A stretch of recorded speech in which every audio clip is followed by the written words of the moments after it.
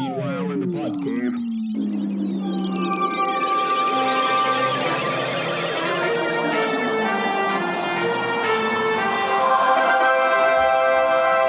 And welcome back to another edition of the Podmen. I'm Brad. I'm Brian.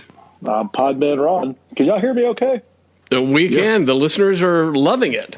They can hear you just fine, PMR. All right. Cool. All right. And no pod boys, no other podmen tonight. Just the podmen raw and original. OGs. The OGs. Podmen. The OGs. Well, Alex was an OG, I guess. Wasn't he? Was he? He was just an intern when he started. He was an intern, yeah. He was a young intern, but yeah, he'll return maybe later on this week or next week soon, right? When he's like us and has no life, he'll return. He'll return and give us a glowing review of Black Panther 2, I'm sure. Did he listen to the last episode and mention anything to you, PMR, about it? Yes, he disagreed with almost everything. So. Wow. All right. Yeah, of course. It was a beautiful. I guess I'll take this ear off. But it was a beautiful movie. He said. Okay. Well, there you go. A beautiful movie, a beautiful story. Everything's beautiful. That I didn't have heart, so I didn't understand it. No, I understood it. I understood what they were trying to do. It's just weird. Like that's the thing is. For Alex,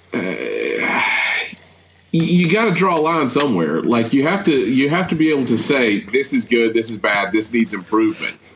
You can't just Hollywood's got too many yes men anyway. It doesn't need more.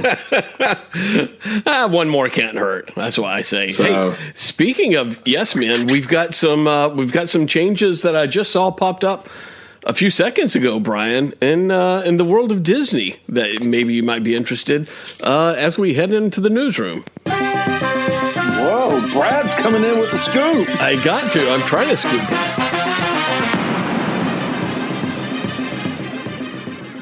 Brad comes in with the scoop today. Have you seen the scoop about Disney, Brian? I have not. Well, your boy Bob Chapek is gone. Chapek. Oh, good. And guess who's back? Bob Iger. Yeah. Yeah, people hate Chapek. God, like that's great. Yeah, I know you were not a fan of Chapek's, and everybody seems to love Bob Iger. So, maybe this will have some sort of effect, and Disney will kind of get its act together a little bit more as a whole. Yeah, well, that's the thing is like. Chapek's got a nickname of Paycheck. So in his tenure, like the ticket prices have gone up. Like they're like 40% higher than they were pre-pandemic. The park stuff is awful. Yeah. Like then you've got the spike in price for the because they thought they were going to be able to package ESPN, Hulu, and Disney Plus together, and people just weren't doing it. It was too fragmented. Now on Disney Plus, just the other day, you had to go in and say whether you were registering as a mature adult profile or not, right? So they'll start dropping more mature. But if they're doing that, then what the hell do you need Hulu for? Right. So it's this weird amalgam. There's apparently cast member satisfaction is through the floor. Like the parks, everybody keeps talking about they look like Six Flags. They're just in disrepair. So they can't keep staff. They're not putting money back into infrastructure. They're hiking all the prices. It was like I think a one-day non-peak park ticket is now $140. That's crazy per person. Plus, right? Plus food. Yep, flew, and if you wanted to do the Fast Pass thing, which is now called the Lightning Lanes, it's like another I think $30 a month or $30 a day. Plus, there's certain ones that are even extra above that, where it's like, okay, well, you want to ride Rise of the Resistance, so you'll have to do the Lightning Lane for the $30, but then Rise of the Resistance is another $12. Wow, something like that. And if you're a party of five. Look, you're spending $1,000 a day just to go to the damn park. Not food, not souvenirs, nothing. So it's wild, man. Well, that's good. So that's good news right there. That's good news. Thin out the herd. Thin out the herd. And speaking of thinning out the herds, we got some in memoriams to talk about. But what else do we have? I know we have some other news first. Let's see. I was going through real quick. You shocked me. I know. I shocked and dismayed you. Indiana Jones 5, 4, 5, whatever. Yeah. Well, the synopsis to that just sounds like Indy's just roaming around New York accusing Nazis of trying to, I didn't read this. What is the synopsis? The synopsis is, Nazis worked themselves into the space program, which is in real life true. They actually did. They're everywhere, honestly. Well, Project Paperclip was former Nazis working for the space program. So now, the men have landed on the moon, and Dr. Jones is fighting the Nazis again, who have infiltrated the NASA, I guess. I mean, that's what it sounds like. So it's like. So is this going to be like James Bond's Moonraker? You think, where Indy's going to go into outer space and fight on a space shuttle or something? I think he's just got dementia. He's just roaming around New York. Okay. He's going to take down a giant with metal teeth, and has a giant torch. People. Are you a Nazi? Are you a Nazi? Are you? I mean, that's what it's just going to be all 2 hours. Well, it'll be entertaining. It'll be a soft, sweet story. A sweet little story. How do you think they're going to end it, though? Are they? I mean, we don't have to go into deep pitch session details, but are they going to kill him off, or just let him ride off into the sunset, or? Well, they already let him ride it off in the sunset, which to me was the perfect way to end it. Right. Back in Last Crusade, but. I think that the only thing you can really do right now is to let him die. I mean, just let him go. A hero's death. Somebody better pitch that son of a bitch off a cliff. Well, I hope so. I hope he ain't like Black Panther and just die off screen. Lay in bed and just die off screen. I mean, Jesus Christ. Dr. Jones, your son Butt is here to see you. I'm good. That's okay. Send him away. I'm fine. So Karen Allen doesn't look to be in this movie, so I guess they didn't ask her to come back. Nah. After that stellar performance in the last one that she was in, that she looked like she was on Prozac the whole time. But maybe Short Round will be everybody's favorite sidekick. Short Round. No, they've already said that he wasn't coming back. So they say a lot of things. They got a lot of tricks up their sleeves, right? Brian loves Short Round. I love Short Round. We've established that years ago, but man, he loves them now. I hope they do. America loves Short Round. Obviously, not just Brian. The entire world. Exactly. The entire world loves Short Round. That precocious little prick. So we got some more news. We got they've announced a Spider-Man TV show. They're going to do a slate of TV shows, like expanded universe Spider-Man TV shows on Prime Video. Ooh. The first one is Silk. Ugh. So and she is somebody's daughter, probably. I don't know. Silk was just this terrible character they introduced, about 5, 6, 7 years ago, where she was also bitten. Correct me if I'm wrong, but wasn't she also bitten by the same spider that bit Peter Parker? Oh, I got no fucking clue. And whenever they're in the room together, they got to have their pheromones get out of whack, and they just got to start fucking. Fuck like rabbits. Yeah, fuck like really spiders. Weird. It's kind of creepy. It's like who's ever writing it is like some fanboy, hooked on Pornhub or something. So he imagines this. So it's really weird. But anyway, sounds great. Yeah, so that's who Silk is. Yeah, so can't wait for that movie. Well, yeah, that's Amazon Prime, baby. Is it Amazon Prime or Pornhub? MCU After Dark. After Dark. Along with the boys, why not? Yeah, why not? We got an announcement. Bradley Cooper is set to star in the upcoming Bullet film from director Steven Spielberg. That'll be good. And never anything has hit our Instagram account as popular as that. We have over 50 likes for that little. Yes, just that little blur for that little news bit. We got over 50 likes. Just we are that's good for us. It is good for us. Let's see here. That's good for us. Wow, 47, 48. 47. There you go. All right, yeah. You know, I mean, people. Somebody took their like away. They read it on like IGN or something. Like, oh, well, Podman didn't break this story, and they took their like back. Yeah. Well, it looks like it looks like Eliza 0953, when you click into her profile, there is Margit Zosk-Sepspian. She's excited for it. Another listener or Instagram viewer, Mike Mupton. Why leave this classic alone? A little bit. Mike's on the defensive there. Ooh.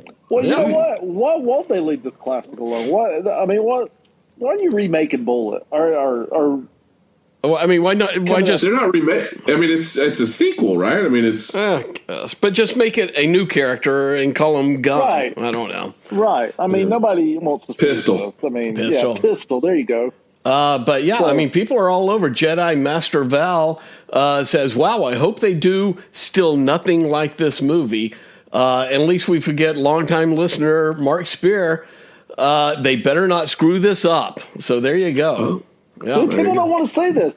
People are happy with the original Bullet. It's kind of like Back to the Future. Don't mess with it.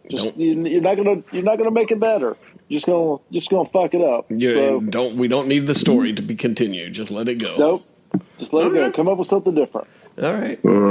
Well, speaking of something that they should have probably given up on, Fast 10. Fasten your seatbelts. Fasten your seatbelts. Yeah, coming next summer. There's a story broke this week that apparently the budget has ballooned out of control. It's now at $340 million. Wow, that's before marketing. I don't believe they're done shooting. I was going to ask you, when is this premiering? When is this supposed to be scheduled? It's next summer, I believe. 2024. I'm sorry, but that last movie was terrible. And I actually usually like Fast and Furious movies. They're just kind of mindless fun, but the last one was just not good at all. So. You couldn't turn your mind off enough. Yeah, exactly. I could not turn it off. To enjoy it, you might have stopped breathing. Your brain function would have had to have dipped till you might have stopped breathing if you enjoyed that film. It was terrible. Oh my God, it was bad. But so here's the thing, though. Like my speculation. Nobody else has said this, that I've seen. But Justin Lin left the production, and he had directed like the last 4 of them or something. So he tapped out like a couple weeks into production. Okay, go ahead. I'm sorry. So I guess my thought is, I wonder if Vin Diesel just started hammering him with all this crazy shit, and he's like, "We can't afford this. We can't film this. It's too much," and that's when he decided to hop off the train. Yeah, I was going to say, wasn't he just sick of Vin Diesel? And I think that's what you reported before, that they just did not see eye to eye. So, but I mean, they didn't see eye to eye after making 3 other films. Like, this is the one. So clearly, and I'm sure Vin Diesel's thinking, there was all these reports that he was out of shape and everything. Couldn't remember his lines. But then the couldn't remember his Groot lines. Yeah, he couldn't remember his lines. Well, he kept saying, "I am Groot." Yeah, right. Instead of let's go family. Family. Family is everything to me. So he, that's my speculation. That's what I'm reading into the situation. Justin Lin left. It's not like he was an unknown. Vin Diesel was an unknown quantity to him. I think Vin Diesel thinks we made 10 movies. This is as big as the MCU, and so he's thinking that kind of grandiose scale, and that explains these budgetary issues. I mean, the rule of thumb is you double the film budget on marketing. So are they going to spend $1 billion on this film? If it's already $340 million in filming, and then you throw and they're not done. Plus, they throw in the marketing campaign. it's going to be $1 billion. They're going to walk in under the table $1 billion before this thing releases. So I was going to say, I'm sure Vin Diesel's thinking, okay, this is our end game. This is this is it. Our big end game. So this is what people are expecting. It's all led up to this, and so I'm sure that he's trying to blow it out of the park on this last one. But just blow is all it's going to be, I'm afraid. So, yeah. I could be wrong. I mean, I hope to be wrong. I hope we get a good Fast and Furious movie. I don't want to see it fail. I'd like for it to go out on a high note. Yeah, all right. Something tells me it won't. Yeah, I never I guess we'll see. Yeah, we'll see. I guess we'll see. But Brad, that's all. That's all we got for the news today. No, that's not all we. Oh wait, no. That's all I have for the news. Oh, yeah. Sorry. We got. Hemsworth is talking about retiring for acting for a while. He did this Limitless series, and he, I don't know what the hell this series is. It's something on Disney Plus where he researches his health and. No, basically it's like Bear Grylls. Like he does these he goes out, like swims in freezing water, all these sort of like extreme sort of challengey sort of things, like Bear Grylls. And so Disney Plus told him, "Hey, you got to stop. You got to stop because you're in these movies. If you get hurt, it's going to screw up our movie schedule. If you get hurt, it's going to mess these things up." Well, a part of this, though, I don't know if it was for the show or not. I think it's just timing wise. There was he got some he did a 23andMe, I guess. Yeah, but a genetic test, and both his parents are highly susceptible. Whatever's in that genetic testing, they're both highly susceptible to Alzheimer's, and he's getting a double dose of it. So, apparently, that was it kind of fucked him up. Fucked him up in that. All right. Yeah. So it was a real, brain fuck, and so now he's taking time with his family and stuff. Right. But here's the thing, he's not going to get dementia at 42. He's not going to get Alzheimer's at 40. I don't know. I've got it at 42. Yeah, PMR can't remember where his keys are. You had it at 42? No, I have it now at 42. That explains a lot in 1993. Yeah, the fact that he still thinks he's 42 means he's got dementia. Yeah.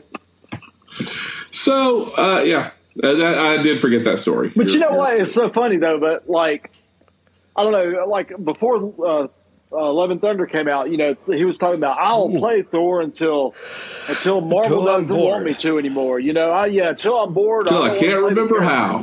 Yeah, well. What do I do? But then recently, a couple of weeks ago, I read something my next Thor outing will probably be the last one. I'm ready to hang it up. And I'm thinking, oh, okay, I wonder if good old Love and Thunder didn't have a little bit to do with that, Everybody just shitting on that movie left and right. Wow. And he's the last original Avenger, I guess, pretty much. I guess you still have Mark Ruffalo, right? Yeah, he's still... He's still going to milk it. In. He's still phoning it. Well, he doesn't have to do much. Just put on the suit of tennis balls and stuff, and just yells goes at people. In there and does She-Hulk appearances and stuff like that. Just collects his change. Okay, very good. Yeah, he's all right. He's chuckling. He's going to be okay. And then the end of Funky Winker Bean. I mean, come on. Well, I was going to leave that to the in memoriam section, which is quite large today. Should we just go? It wouldn't have been, but it is now. So go ahead.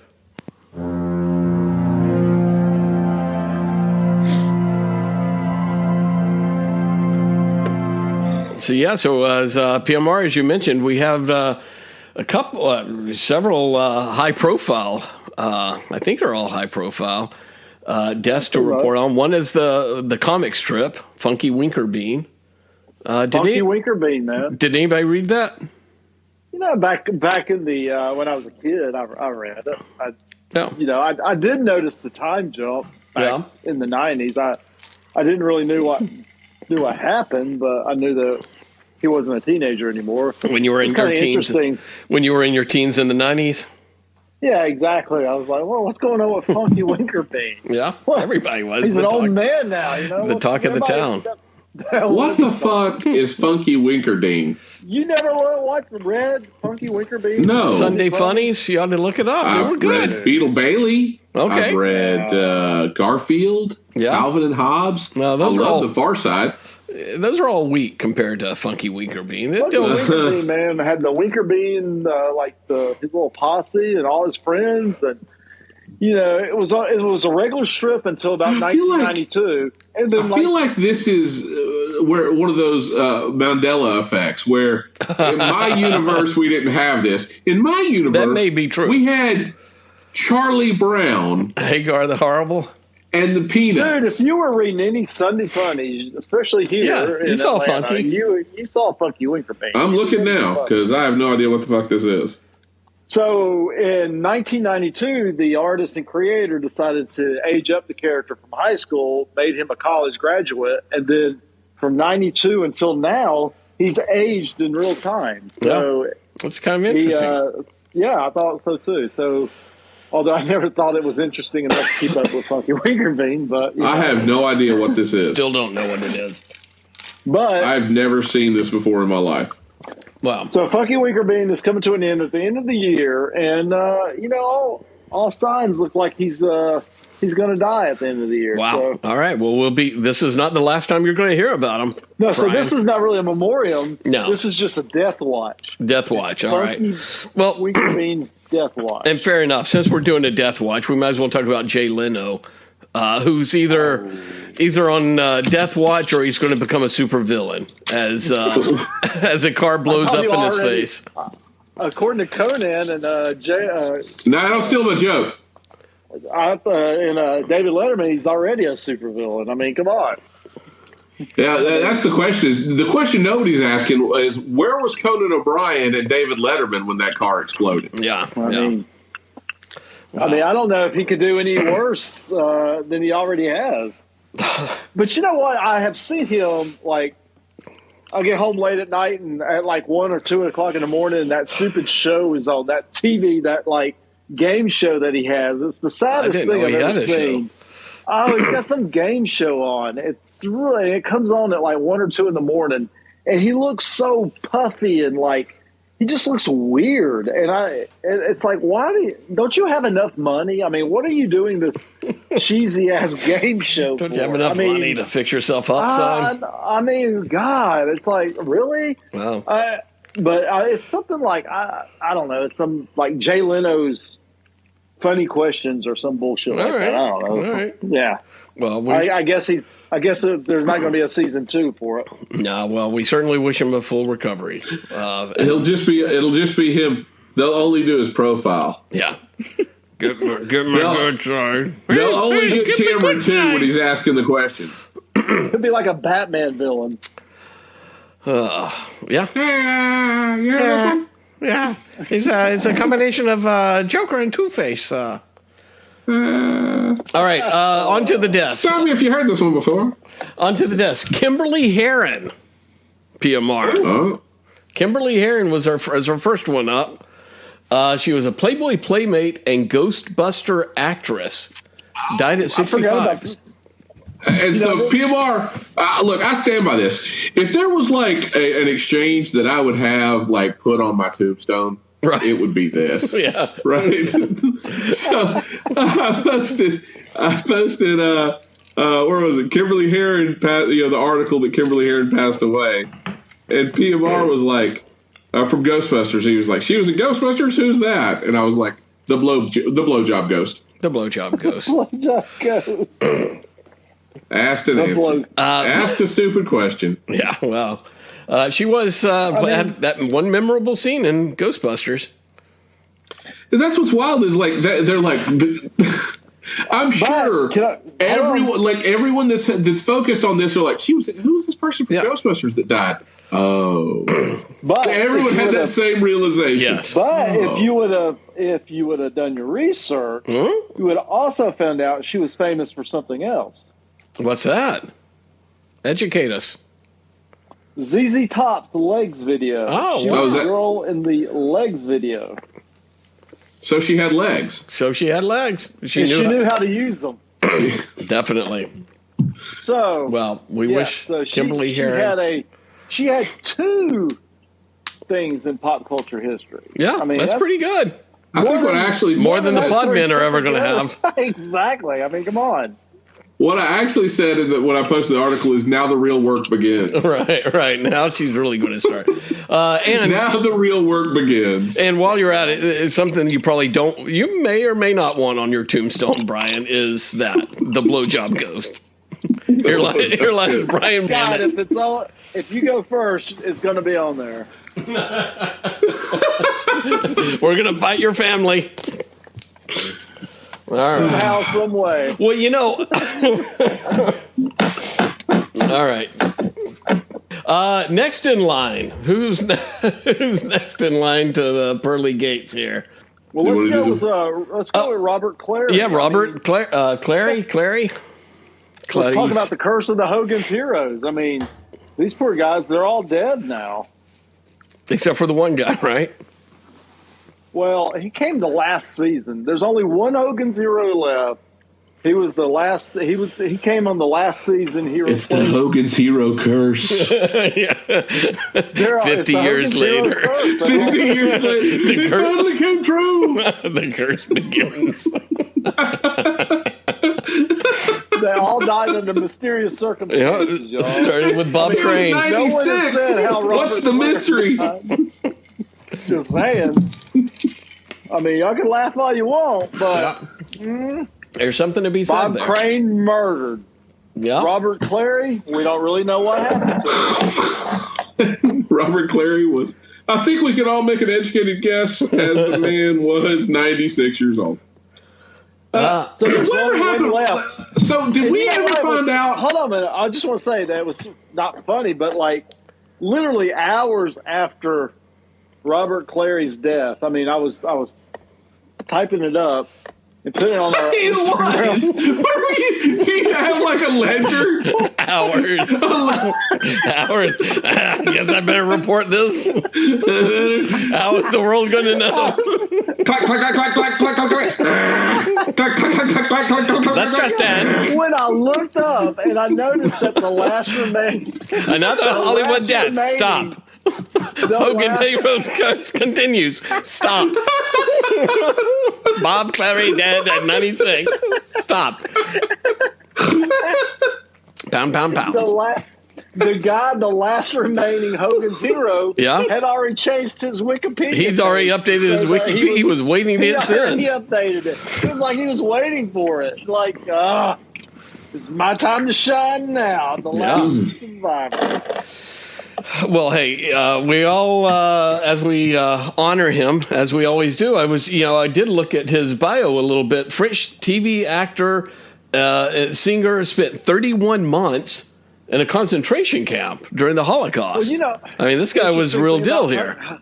Well, interesting thing about Hogan's Hero is both Colonel Klink and Schultz were both Jewish, right? And both spent time in a concentration camp. And even though they were playing Nazis in the mid '60s, they had a kind of a hard time with that for a little bit. Their friends and every family was like, "How can you play a Nazi? You're making fun of the Holocaust," and they just didn't see it that way. So, no. But anyway, that's and go. And as everybody knows, Bob Crane spent some time in chains and things like that too, handcuffs and stuff. He was ball gag. So he did his own struggles. He had his own struggles. Hey, what was that? Was his? It was his own Auschwitz. PMR, what was Larry? It wasn't Larry Storch. I know Larry Hovis. Larry Hovis. Thank you. None are goddamn Hogan's Heroes, people. Well, all I could think of was Larry Storch. That still is very upsetting to me for the Larry Storch passing. But he died a while back too, right? Yeah, he died like in the early 2000s. What? Richard Dawson was, was Family Feud fame, was Hogan's Hero. Yeah. What? Let me ask you this. What? There's been such a long time. I know they've made movies and stuff, so I've forgotten if they ever. Do we ever solve who killed what's his face, Bob Crane? I don't know. That yes, Greg Kinnear movie. It was a friend of his that killed him, but when he got acquitted in the court. So, but it was a guy named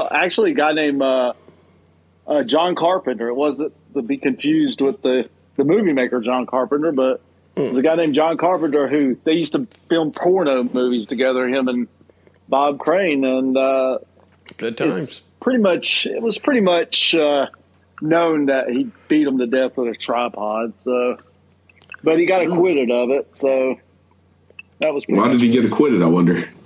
Probably poor police. He had it coming. He had it coming. All right, and then rough sex, and then the big one that just happened today as we're recording is the. I mean, I guess he's kind of Tommy, the multicolored Power Ranger, right? He played a couple of different Power Rangers. I mean, he was green for being the green Power Ranger back. Well, he was the green. And this is the Han Solo syndrome, right? We always say like you got to have a Han Solo in these movies. No, Fonzie syndrome. Well, Fonzie, Han Solo, potato. But that was the whole thing was when he came in. Because he wasn't originally on the show. I think he came in until like season 2 or something. But there was this green mystery ranger that came in, and you didn't know if he was a good bad guy. He was a bad boy. Yeah. And he became super popular, and later on he became the White Ranger and the leader. So, he was banging the Pink Ranger. Well, there you go. In real life. I think in real life and in the show too. Huh. Well, good for him. But I mean, I remember back in the days when we had the shop that one of the most popular figures that you couldn't keep in stock, was the Green Power Ranger. All the kids wanted it. When we started the shop in '93, everybody wanted that fucking Power Ranger figure. Wow! And couldn't get it, couldn't find it. I think I had one, and I sold it for like $50. Wow. Yeah. So. Yeah, we haven't said his name yet. Jason David Frank. So, but he was like a regular at all these cons. Like he was constantly at the conventions. He was a martial artist and stuff too. So he would do like martial arts exhibit or sort of things like when you have like the. In Hall C or whatever, right. Like instead of Q&As, sometimes he would do like martial arts demonstrations and stuff. But and I think he had some like UFC fights or some mixed martial arts fights, not UFC, but yeah, apparently it was by suicide. They haven't said how, but his wife filed for divorce recently. So, but yeah. Yeah, I mean, from all talks and everything, he was pretty nice on the convention circuit, and everybody liked him, and he was a friendly guy. He was really engaged with his fan base. So kind of sucks, you don't ever know what someone's personally going through. Everybody's going through their own shit, and most of the time it's because of a woman. Some goddamn woman. Yep. Goddamn it. More life advice from the pod, man. Yeah. God damn. So so that kind of sucked. That kind of came out of left field, Yeah. All right. Well, I mean, we rest in peace, red, yellow, green, pink Ranger, whichever one you were. Jason, David Frank. The Yellow Ranger's already dead. Did you know that, Brad? Did we cover it? Did I hear it first here on the podcast? Happened like 25 years ago. She died back in the 90s. I didn't know that. Did she? Did she Play-Doh herself? Dana Play-Doh herself? She what? Dana Play-Doh herself? No, she got killed in a car accident. Yeah. Don't you feel bad, no? Ouch. All right. Well, hey, let's change the subject. Moving on. We're moving on. All right, so we've got no movies to review necessarily. We've got no TV shows to review because we took PMR out of The Walking Dead. I have one. To review. Okay. I watched. Please don't let it be Tulsa King. I watched the first episode of Tulsa King. Oh my God. I mean, we've got to refocus the podcast. What's wrong with Tulsa King? You tell me. You reviewed it. No, it was actually really good. Hey. It was entertaining first episode. Sylvester Stallone did really good. It was a really good show. Would it be a mobster?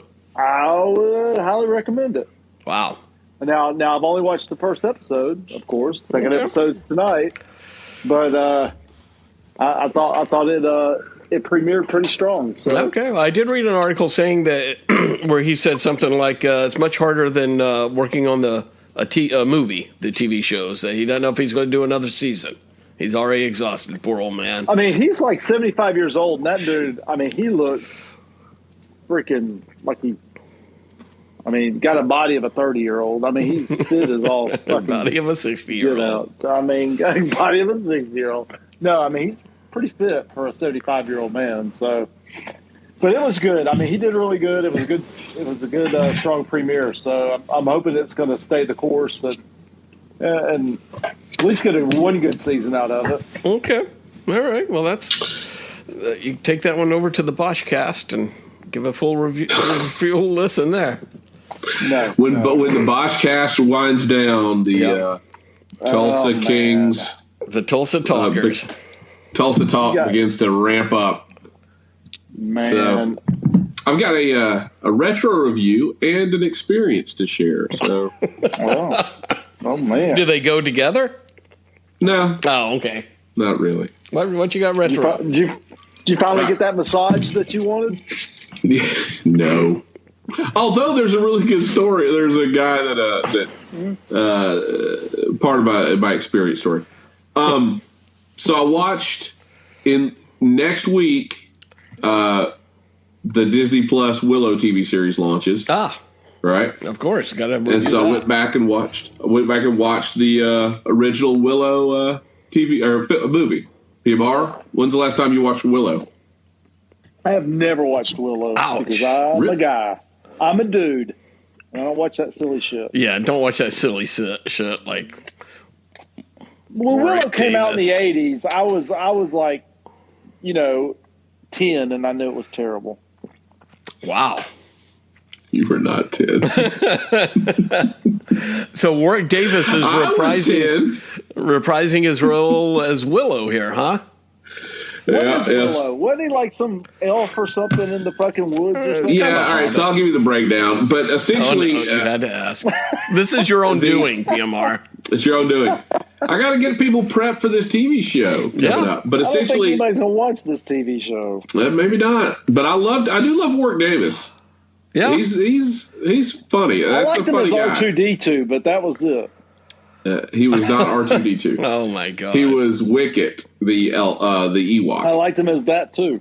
Yeah. So, but if you want to watch something funny, go watch Life is Short. It's Warwick Davis. I think it's only one season, but it's Ricky Gervais produced and written and everything. So it's a very good show. But Warwick Davis is very funny. He's a good actor. But what he was, I think the story goes. Or the assumption is Lucas was trying to do Lord of the Rings. Right. I couldn't get the rights to Lord of the Rings, and so he just made his own Lord of the Rings, essentially.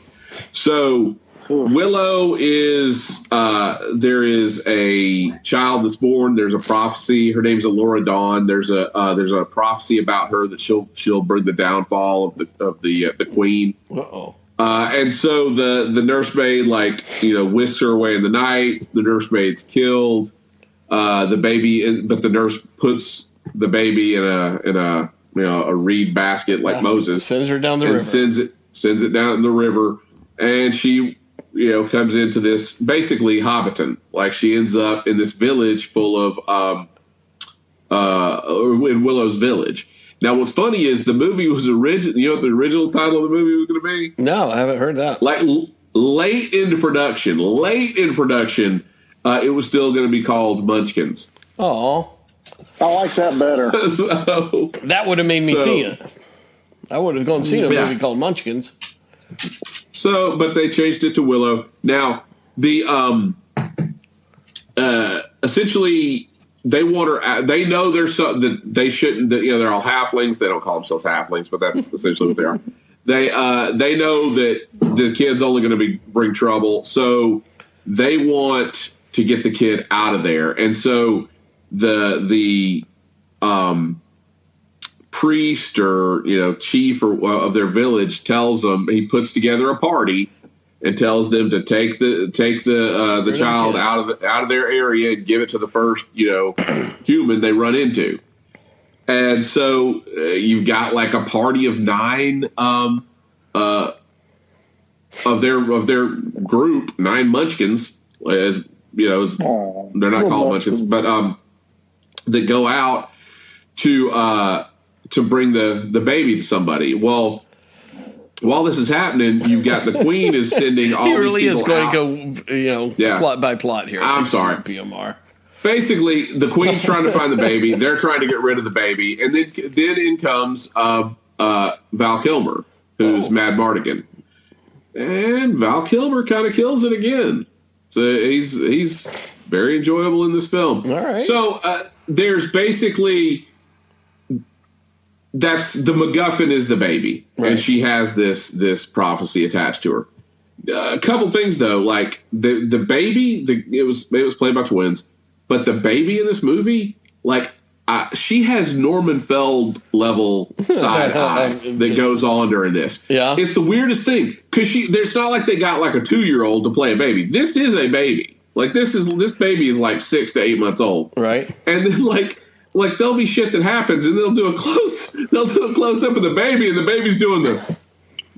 So you're saying that even the baby knew it was kind of stupid? Yeah. No, the baby would be like, the baby is giving the exact appropriate reaction to whatever just happened. So I wonder how much footage of the baby they had to get.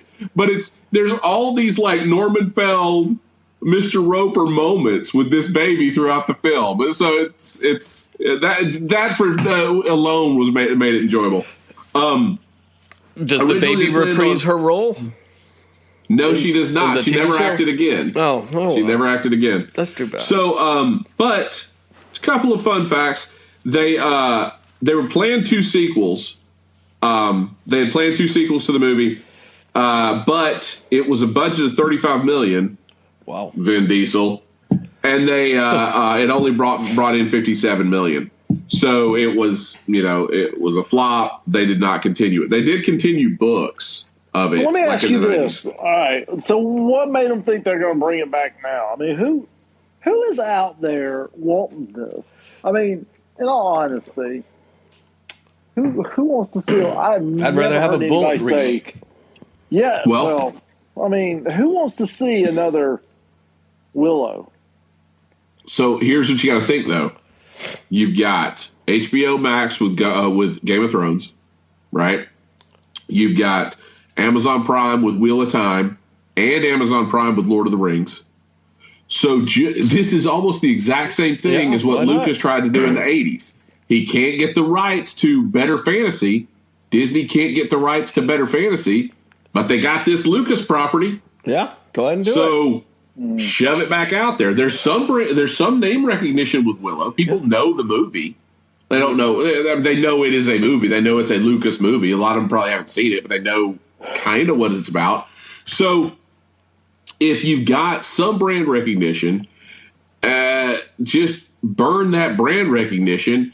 I bet we don't see anything to do with Allura at all in this.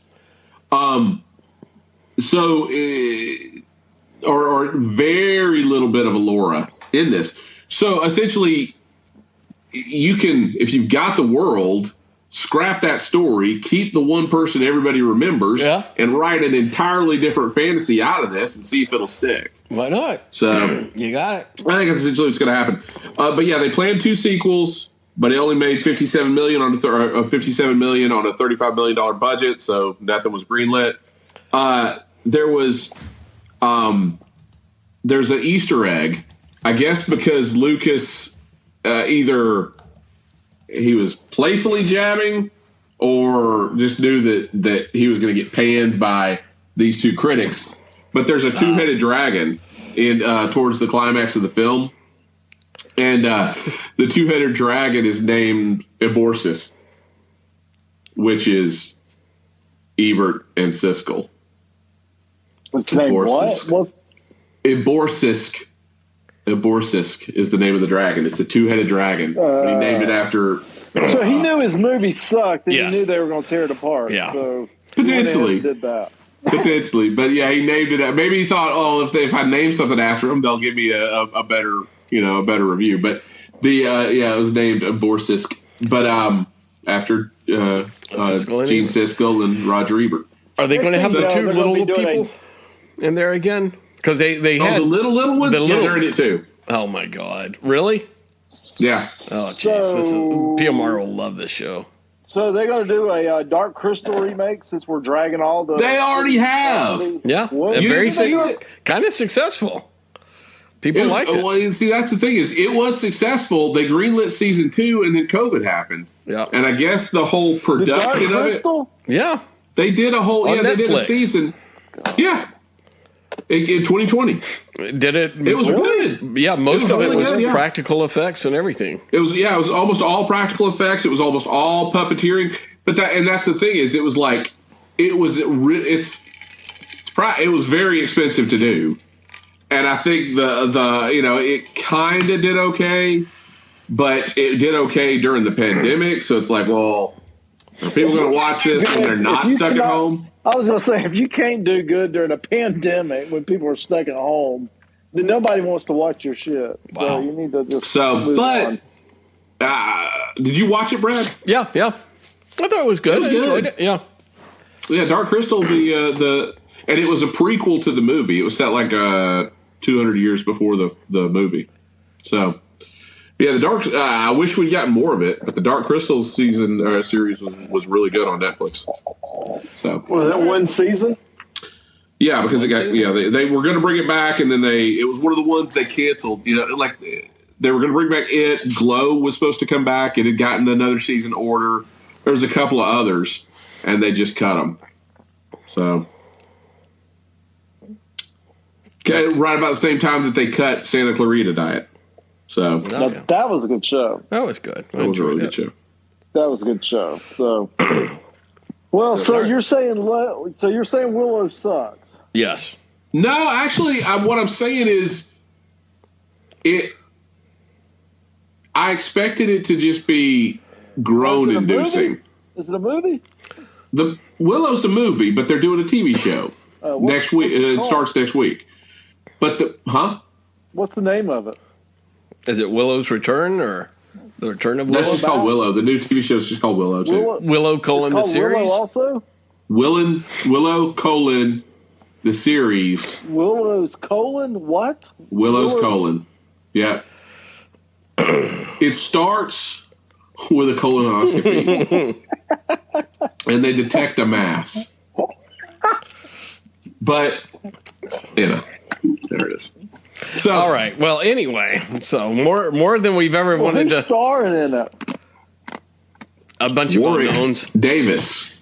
Oh, okay. The guy that played the guy that plays Flash Thompson in the Spider-Man movies. Hey, so in the Willow movie, Billy Barty's in it. Yeah. Of course, he was Barty's in the movie? High Master. That was he was in Dr. Shrinker. Billy Barty was in everything back in the 80s. He really was. He was the only little person. Yeah, I did there. He was the only little person that was around back in those days. He was literally the first. He paved the way. Yeah, he paved the way for Warwick Davis. Yeah. He paved the way for my favorite Chevy Chase, Carrie Fisher movie, Under the Rainbow. Is that you remember that one?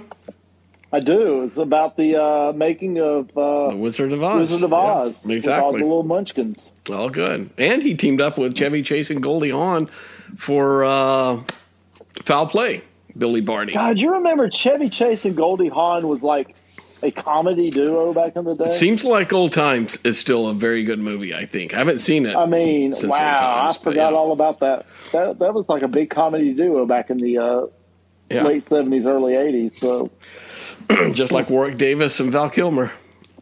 Just like it. All right, but tell us about your experience, Brian. That has nothing to do with Willow.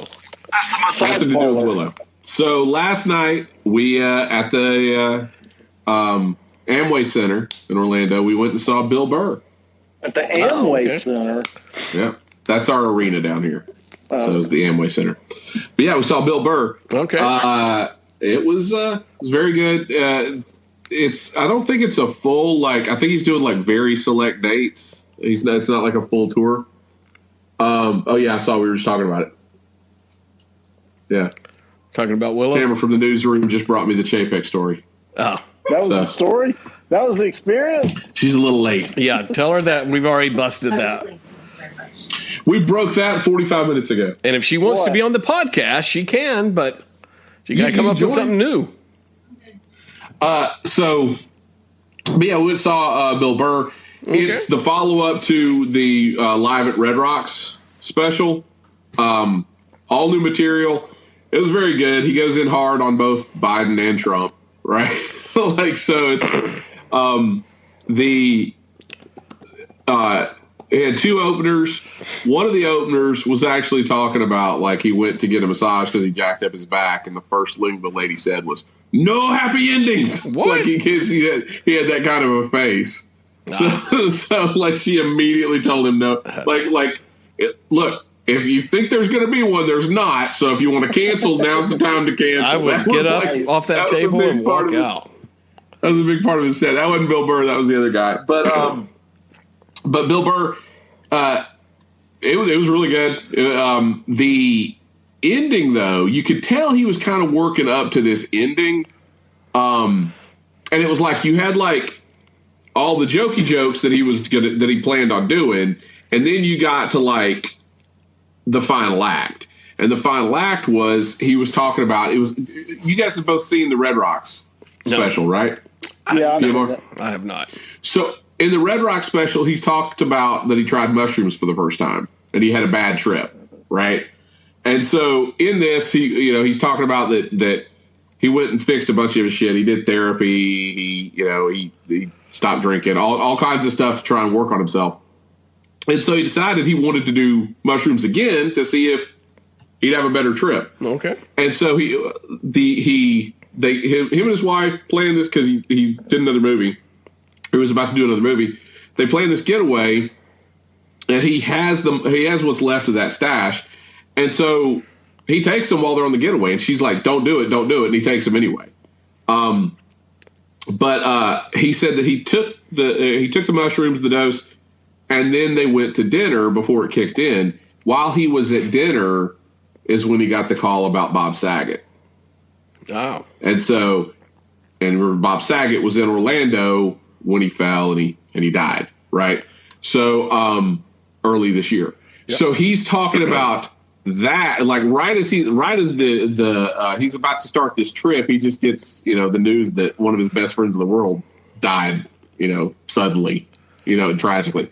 So when you get into that last act, he's doing a lot of it's comedy, but it's also, you can tell it's really personal to him. So it was good. What's the interesting to me part is, did he do it? It was last night the first time he did it. It kind of felt like last night was the first time he did it, and it was because he was in Orlando. It may not have been, but it was this hard, kind of break. It's okay. He even said something like that. He's like, okay. Now he's he had to psych himself up for this last thing to talk about because it was so heavy, it's so heavily tied to Bob Saget's passing. But it was really good, really entertaining. I am sure it'll be another special, just because it's meaningful. It's not just, jokey stuff. There's this is one of those things where it's because of the circumstances, it can win an Emmy, right? If this was a comedy special. So Red Rocks was so popular. This is the follow up to Red Rocks. There's all this tie back to Bob Saget's passing. I think we'll get another special out of it. But it was really, really good. It kind of took a turn that I wasn't expecting. It was equally as good then, but it was just totally different, and totally different for Bill Burr, because he's always just right. pissed off at stuff, screaming about stuff. And it was like it was a different type of it was coming from a different place. It was good. It was really different spiel for him. All right. Well, there you go. Yeah. Bill Burr. Bill Burr. Go see Bill Burr. And if you can't see him, watch his specials on Netflix, I guess. There you go. I've not watched them, so I don't know. Oh, yeah. Watch Red Rocks. It's really good. PMR, other than Bill Burr, what are you watching? What are you watching, PMR?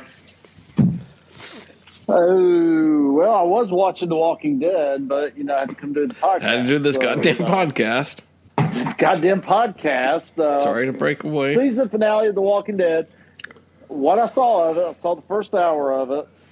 It was kind of rushed. The season finale is kind of rushed. I mean, I know a lot of people have abandoned the Walking Dead. I felt like the last couple of. The reason I'm going to go ahead and talk about it because I know we're not going to remember and talk about it next time. So let's go ahead and just throw it out there. The last couple of seasons, in my opinion, have been pretty good. This season finale just felt rushed. I know, and not only rushed, but the stakes, as Ron likes to say, couldn't be lower because we already know that Negan and Maggie are going into a spin-off series on their own. Daryl's getting a spin-off series on his own, with Carol going to be like guest starring a couple of times. So we know those four aren't dying. Rick and Michonne are going to get their own spin-off series, like a 6-episode, the whole Walking Dead movie thing that they were going to do, I think it's kind of falling apart. So they're just doing these TV shows. But, it's kind of like, so far I'm an hour into it and there was no big loss in an hour. So, it just felt rushed, and I really don't know how it's going to end just because all these other shows are out there. So we know it's not going to be the end of the zombie apocalypse because they're going to continue on. So other than the title of the show is going to be done for, we're going to go into it's going to be a Three's Company, Three's a Crowd situation, if anybody knows that, where it just kind of keeps switches on going. over to it keeps on going, but just changes the name of the title and kind of the format a little bit. So, I thought you meant it was going to be like Negan, Carol, and on Daryl a date, living in and like having the zombie ropers as their landlords. Now that I would watch. That would be great. But you still got Fear of the Walking Dead out there. They've got Tales of the Walking Dead out there. I mean, you've got the what I just mentioned before, the other 3 spinoffs. So you're not really. It makes you really wonder who the hell's still watching this. I'm sitting right here. I'm watching it still. He is PMR. You watched every episode till now? Yeah, of Walking Dead. Yeah, I have. Oh my God! Even when I miss them on a Sunday, I'll go back and rewatch them. I may, if I'm busy and stuff, I may miss a few weeks of it. I'll go back and rewatch. I really enjoyed the show. Everybody's kind of abandoned it, but it's not been bad for a couple of years. So. Just like you never abandoned Willow, Brian, you cannot cast judgment there. Yeah. Not allowed. God damn. All right. Abandoning it. So, I gave up. Oh man, I gave up like 4 years ago. I think it's been a while. What else did you have to do on these Sunday nights? Well, I read the comic. I knew how the comic ended. I felt, you know what? I can free up my Sunday nights now. Okay. Yeah. I read every issue of the comic. For podcasting. I mean, this is exactly. I mean, you gotta research, buddy. Yeah, you gotta research. That's what PMR's for. Yeah. You wanna? That's his end Brad, podcast. what are you watching, Brad? Anything good? Well, what you got going on? We were going to watch. We just never got around to it. In the Heat of the Night, and They Call Me Mr. Tibbs, double feature. Jesus Christ. Oh. Sorry. Who's we were going to watch this? You're going to subject your me kids and Du Bois.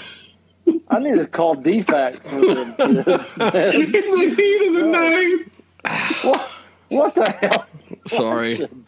I'm calling DFAX for those poor children, man. I saw it pop up on Tubi, and I thought I would watch it. I'm saving it for the Sidney Poitier podcast. SPP. The SPP. You know, kids, there's a whole TV show after this. Yeah, I'm going to watch it. I'm not going to miss an episode. Everybody put on their cardigan sweaters. And if you guys can watch Bosch, I should be able to watch In the Heat of the Night. Jesus Christ. I don't make my children watch Bosch. Yeah, I mean, good Lord. Gather around, everybody. Heat of the Night's coming on. The movie was really good. I can't speak for the TV show, but the movie was good. Did the movie have Carol Connor in it too? Who was the sheriff? Rod Steiger. Rod Steiger was the southern sheriff who hated black people. And then, you know what? By the end of the episode, spoiler, end of the movie, he kind of likes him. He kind of likes Sidney Poitier.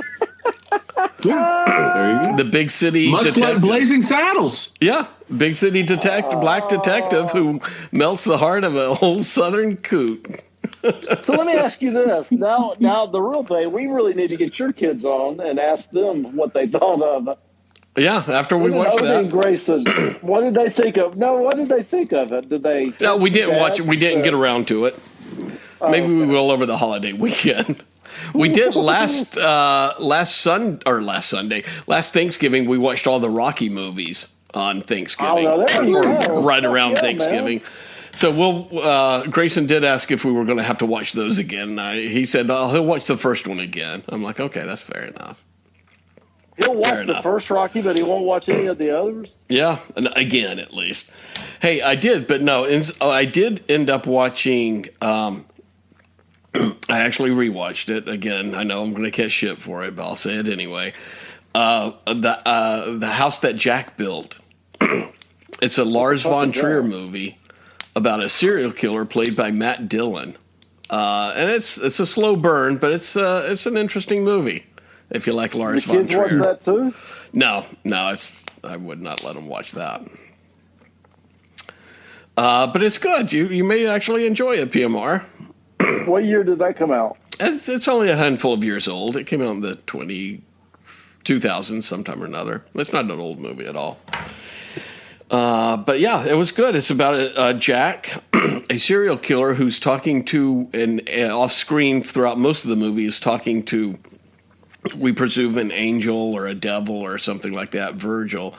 And he explains his motions that he goes through.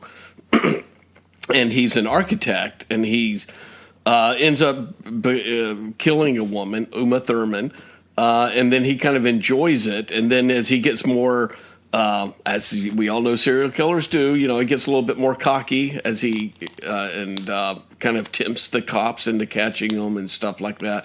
But he turns his killings into artwork and stuff. It's an interesting movie. Oh, that sounds interesting. Yeah, I think it's on. I watched it off of Canopy, but it's somewhere else, I think. But, yeah. There you go. So that's what I've been looking at. Oh. Look at that. Lars Von Trier. Lars Von Trier. Yep. I encourage you to first start with Antichrist, PMR, as your first Lars Von Trier movie. What's his name? The Passion of Christ? Antichrist is the name of the movie. Oh, okay. Willem Dafoe, if you're a big Willem Dafoe fan. Isn't he the guy that was in Sound of Music? No, that's the Von Trapp family. Oh. Lars Von Trier is a Danish filmmaker. Oh. So it's pretty similar. Oh, it's close.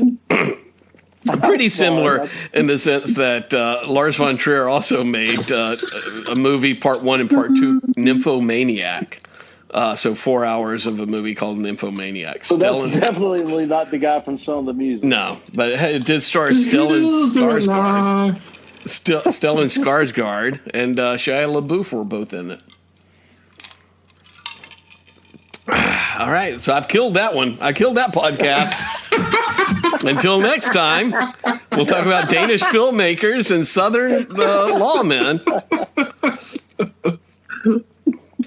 I miss Alex sometimes. I miss it. Yeah, Alex would love that. Nobody was having it. The house that Jack built does sound interesting. Much more interesting. Don't lie to Brad. It's a slow burn because there's a lot of stuff of voiceover, and then at the end, you see he does get killed. Spoiler alert! And he goes to hell, and he's in hell with the fallen angel and stuff like that. This kind of gets weird. I thought you were going to say he was in hell with Uma Thurman. He found out she was doing all sorts of shit. Yep. Before he murdered her. No, did he wear a mask like Jason or Michael? No, it's a little bit more based on somewhat reality. I mean, it's kind of out there the way he kills people. He kills his family very interesting way, but yeah. Not very bloody or anything like that. There's a little bit of blood in it, but it's more off screen and stuff. He just carbon monoxide poisons them. A little bit boring. He just bores them to death into a film. Yeah, it's real artsy. So the killing is really kind of just. He flowers in the flower in the attic some slowly, just a little bit more arsenic every day. Yeah, go ahead. Just a touch more. Laugh it up, fuzzball. Anyway, that's really good, Brad. Yeah. So again, the intention is that sometime soon, before the end of the year, we'll do a Terrence Malick film festival with the boys. Watch some Terrence Malick movies.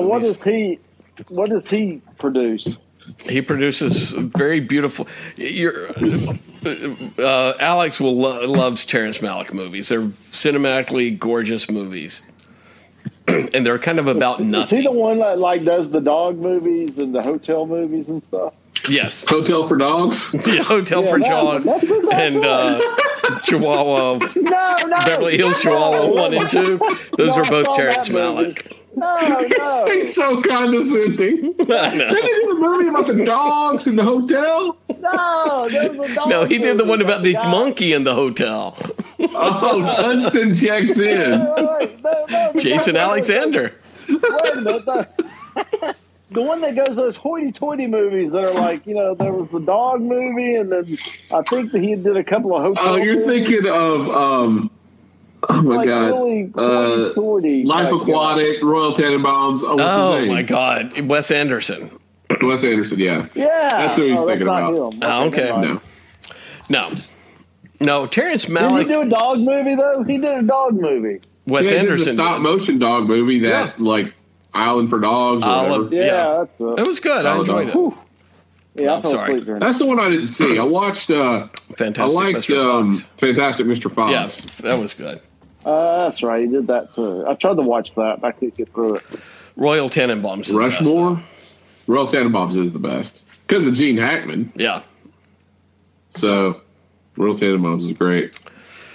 No, I posted on the Instagram feed. We say that about Bullet and we get blows up. I post the photo of my of all the effort I've put into for this display. Lars Von Trier. Crickets. No response other than PMR. No, you got 4 likes on it. Did I? I don't think so. But yeah, so I got the my Marvel World cardboard playset. It's not the original. This guy apparently got the scans of it, scaled it up to 150% of what it originally was, because now it's scaled for the 3 3/4 speed. It looks really cool. It looks cool. Yeah, it looks cool. But and the photos on the Instagram page. But essentially, I've got it, and then I've got my HasLab Galactus looming over it, and I built that. And I've got probably 60 Marvel 3 3/4 on it in different tiers. It's crowded there in New York there. But yeah, it was a little crowded. And then you had Ralph Macchio in the window looking at it all. Ralph Macchio was in the window. That was MJ Parker or MJ Watson.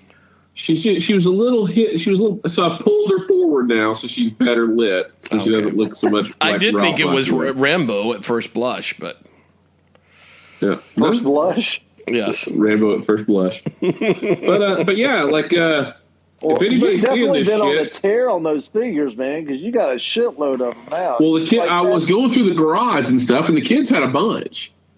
So, like, they had the helicarrier, they had a bunch of figures. So then I just started, but you can get them pretty cheap. Like, I just started stealing their figures. Yes, I did. But you can get them pretty cheap on eBay. Like, I mean, some of them are a little pricey. Some of them are going for like $25, but most of them are like, $8 to $12. So, I kind of went on a tear picking them up. So, yeah, you got a good setup there, man. We got 3 likes on it. So, well, you're one of them. So we got 2 likes plus you. But you know what? I saw that same set. It's cool as shit on Comic Book Man. And, man, I had never seen that before. So, yeah, I hadn't seen it before a couple weeks ago. And because I don't know why they don't do cardboard play sets, like, cityscapes.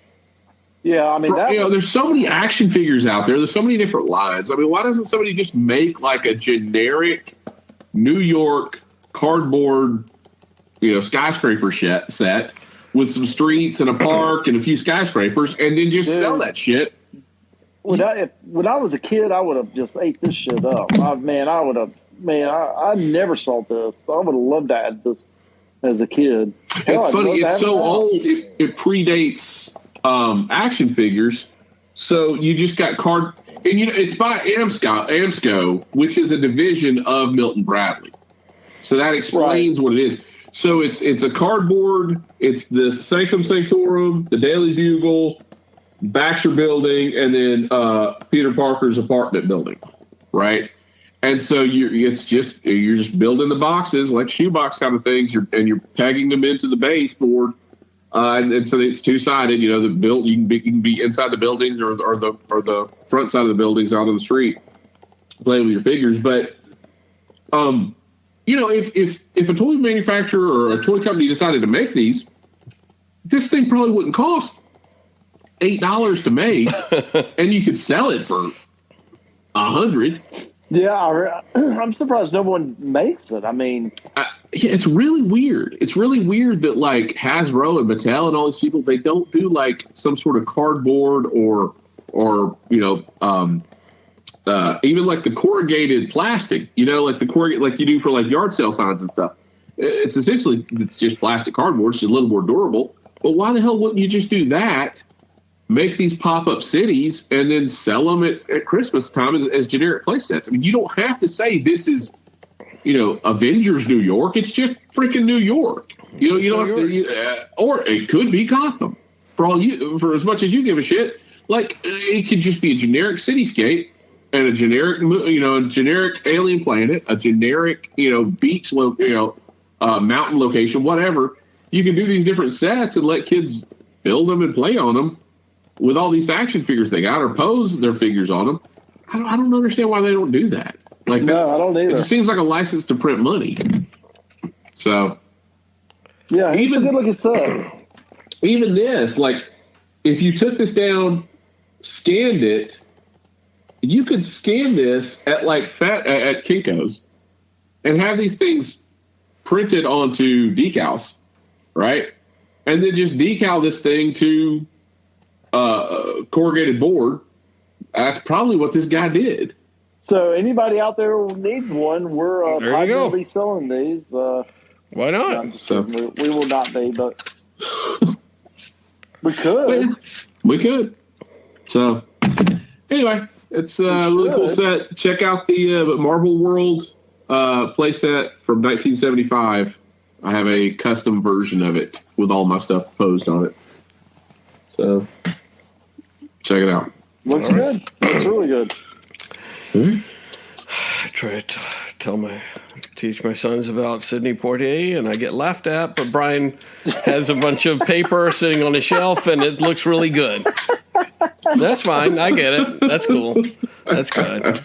It all evens out. The blowjob ghost wins. I mean, I don't know. I think you agree, Brad, how good it looks. I think you can't be too bad. I try to act all high and mighty, but I know I'm just like Alex. You all hoity-toity over there with your Sidney Poitier. Come on, man. All right. Well, I just posted something on Instagram about Lars Von Trier. So let's just see. See. Let's just see. You guys will be calling me Mr. Tibbs before the day is over. Hey, call me Mr. Tibbs. Mr. Tibbs. Oh my God! It's the sequel to In the Heat of the Night. There was a third movie too. Oh, that was that character Virgil. I forgot his last name, but hey, how about that? I think his character's name was Virgil in the Heat of the Night, and then the movie that I watched, the angel's name was Virgil. How about that? Signs are everywhere, Brad. Yep. All right. You just got to pay attention to see them. This has been great. This has been a good episode, I think. It's a good episode, and we're in at an hour and 15. At 1:15, yeah. I only got a little bit of editing to do. Perfect. Yeah, you got to get my last name out of this thing. Yeah. Well, you might want to take it off the Instagram. I was about to say, because it's not on the Instagram. Yes. It's not supposed to be. Well, I mean, it says it. Like the first thing you see on it. What are you talking about? Shit. That's why I made the reference of that. It doesn't really matter, but okay. Yeah, why has it got my name on this? I didn't create this thing. You did. I didn't. Brad did. I know, but you linked it to your Facebook or something like that, and that's shit. Yeah. So all that bad shit I've said on it, all links back to you. Yep, all comes back to Brian, whatever your name is. All right, well, we've got some things to figure out of our social. We need a new social media director, Brian, but because PMR is going crazy all over it. You're damn right. He is going crazy. All right, well, we're going to figure out how to change Brian's last name, but until next time, save it for the podcast.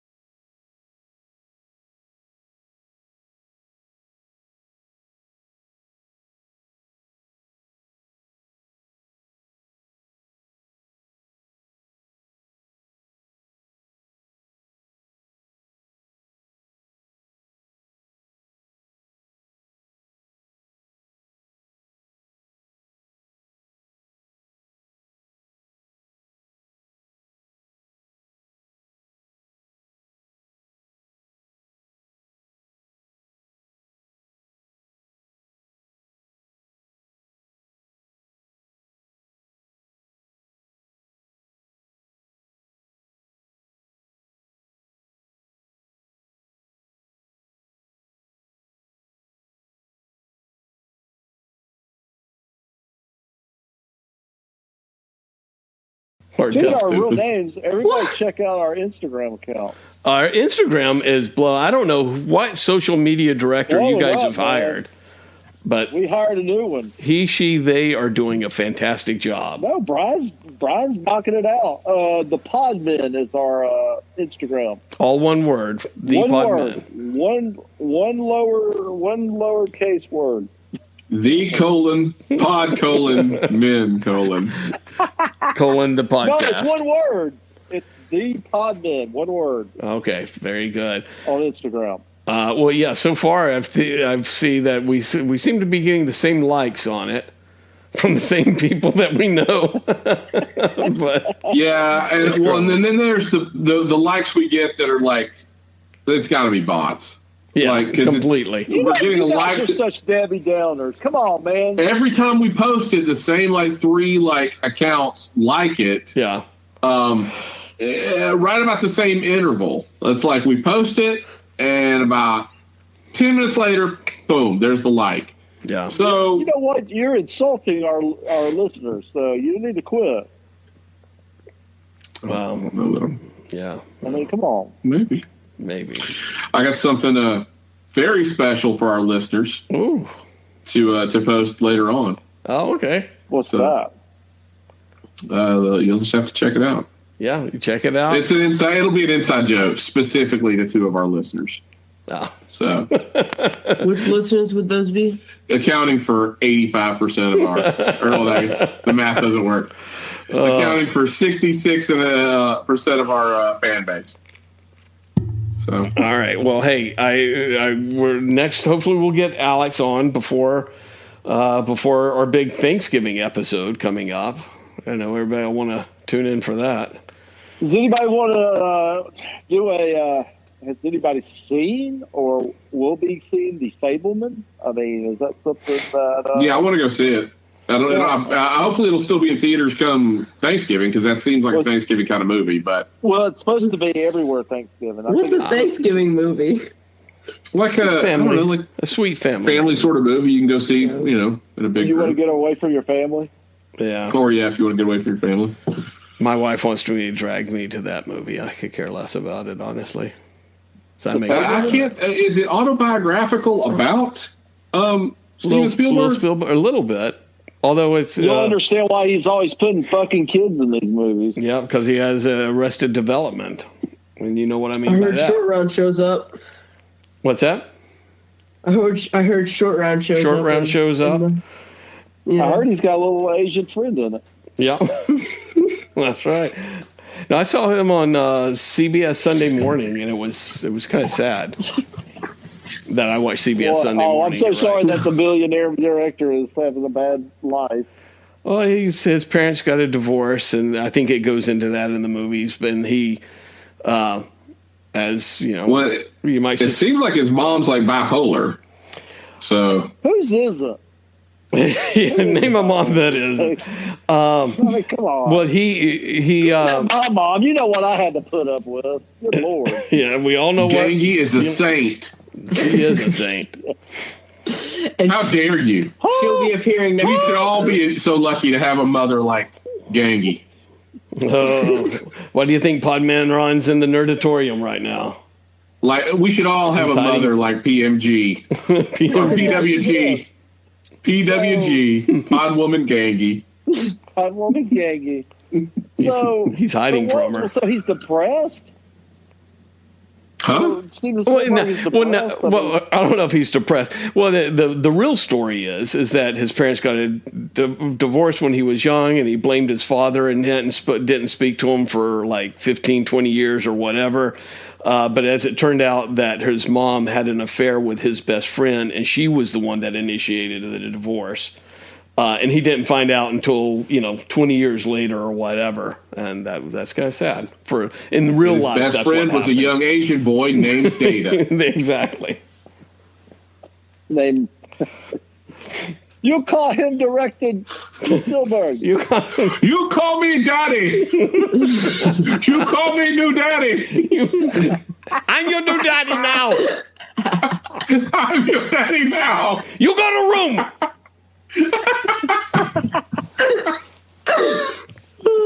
All right, well, I wish Alex was here. I really wish Alex was been at this one, but we at least have another 20 minutes of him talking about the cinematography. I know, Jesus. I don't know if I can stand that, but I guess we'll have to suffer him for the next one. But until next time, save it for the podcast.